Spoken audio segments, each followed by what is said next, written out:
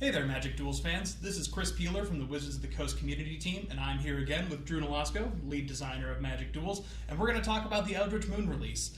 It's coming up on July 20th, and we're going to run through some of the things you can expect to see. So first off, Drew, we talked about some card swaps that were happening before, so let's run through what those are going to look like. There are two card swaps in Eldritch Moon, Chris.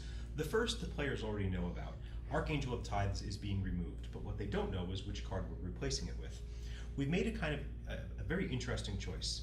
What that card slot needs to do for the players is provide a possibility of a big flyer that can both be offensive or defensive, but also we identified that that card slot needs to be something that could be the high end of smaller decks that involve playing white, so that you could use it as a finisher. Okay. So we've chosen Angelic Destiny, which is an enchantment that turns one of your creatures into a gigantic angel. Now I know it didn't originally appear in Magic Origins, but in Duels it's replacing that card slot in the Magic Origins booster packs. Okay. So your Archangel of Tithes will now become Angelic Destiny. The second card change involves the availability of 4 and 5 color mana bases in Magic Duels. We do data mining. We look at the decks that people are playing, we look at the trends that we see, and one of the trends that we've noted is that 4 and 5 color mana decks are not as risky as they need to be. Like when you go to 4 and 5 colors, you're getting a benefit, but you need to pay a price. And one of the cards that is ubiquitous in our data mining is Sylvan Ranger. This little elf gives you a body and card advantage, and that card advantage comes in the form of being able to search out a basic land and put it in your hand.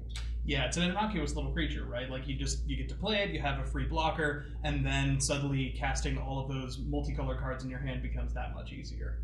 Now, we don't want to remove mana fixing completely, and we're not out to wreck 4 and 5 color decks. We want to make it a little bit more difficult.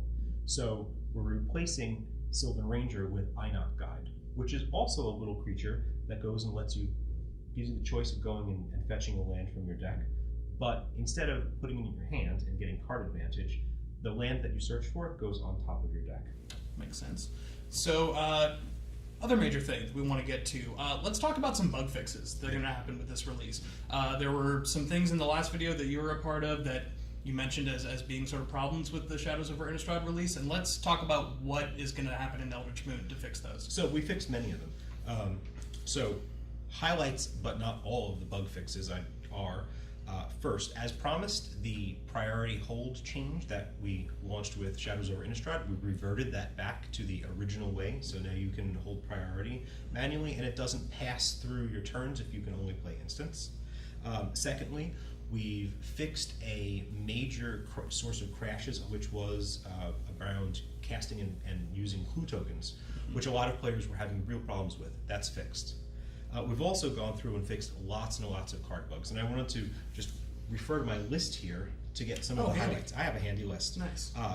The following cards have now been fixed: Disciple of the Ring, Kozilek's Return, Endbringer, Flameblade Angel, next page, Vessel of Malignity, Pieces of the Puzzle, Eldrazi Mimic, and more. Many more. Many more. But those were some of the major bugs that were hitting lots and lots of players, and they were really, really uncomfortable play situations when the card just didn't work. We fixed them. Awesome. That's great to hear. I'm not done yet.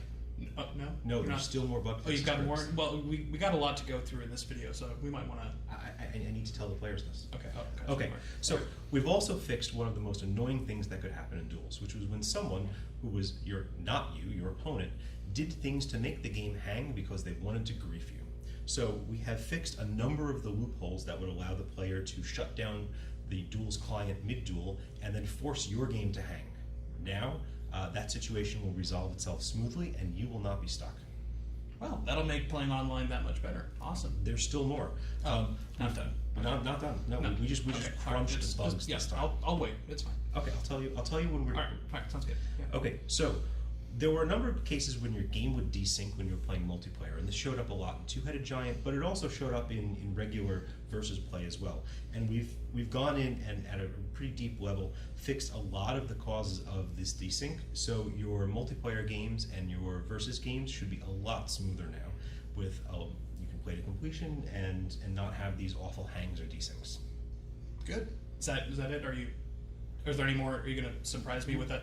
Not on this list. Oh, okay, gotcha. But there's more. There's going to be a release. Did you know that there is a checklist of all the things that we've fixed when we put out a new release? And you can find that in an upcoming article on the website. Yep. And on social media as well. So yeah. I'm done. Oh, you're done now? Yes. Okay, cool. So with that, we're going to be joined by Mel Lee from the Magic Creative team to talk a little bit more about the story mode in Magic Duels. Hey, Mel. So let's talk about what you do with the Magic Creative team. Yeah, so I'm part of Magic Story Team, and we bring you guys all the stories of Innistrad. Very cool. So let's talk a little bit about like how the story mode is going to be implemented this time around in Magic Duels. Like, you know, we had a lot of stuff going on with Shadows of Innistrad, and now we have the big reveal of Emrakul finally showing up, Sure. and players are going to be able to play through and experience that with the campaign mode of Magic Duels. So walk us through it a little bit. Yeah, so when we were at the end of SOI, Jason Tomeo had just watched Soren Markov unmake the Archangel Avacyn, the corrupted guardian angel of Innistrad. And they knew that as Avacyn was being unmade, something really bad was going to happen. And they weren't exactly sure yet what it was, but just a ripple of changes came across Innistrad at the moment where she was unmade. So we begin the story of Eldritch Moon in Duels, where you are Tamio, our heroic scientist, who's going forth to investigate the Drownyard Temple and to see what actually has happened since Avacyn has gone away. So how do you all come up with these key plot points and the way the story progresses through in Magic? So one of the main things that we have to worry about in the story team is how our story comes through in cards. So a lot of other storytellers have this advantage where they're able to talk about sequential events and they're able to give you a specific environment. And in the case of Magic, you're just getting a bunch of cards. And while in Commander, it's really fun to say like, hey, my Hydra just put on a pair of boots and now he's got a sword. For our situation, we kind of don't always want that. So I love designing story for Duels because in the situation of Duels, we get to give you these really cool theme decks. We get to let you play with the most fun and powerful story-related cards. And we get to show you this really cool full-screen art, and it's that widescreen full experience that I really love. Yeah, those cool sort of subtle animations that happen throughout it. Yeah. Yeah, exactly. So for Duels, what we do is we take the stories of the main narrative arc, and oftentimes this is actually the hardest thing for me because there's so many stories that I love in each block, but we really have to find a story that has at least 5 main beats so that we can have one for each node. And oftentimes it's like sort of like picking your favorite child. Yeah. They're all so dear to me. They're also fun. Yeah.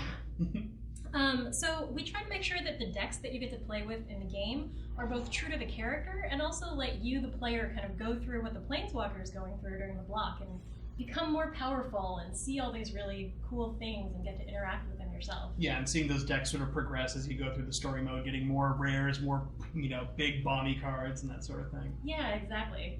All right, so we've seen how things have played out in Shadows over Innistrad, but how does that transition into Eldritch Moon?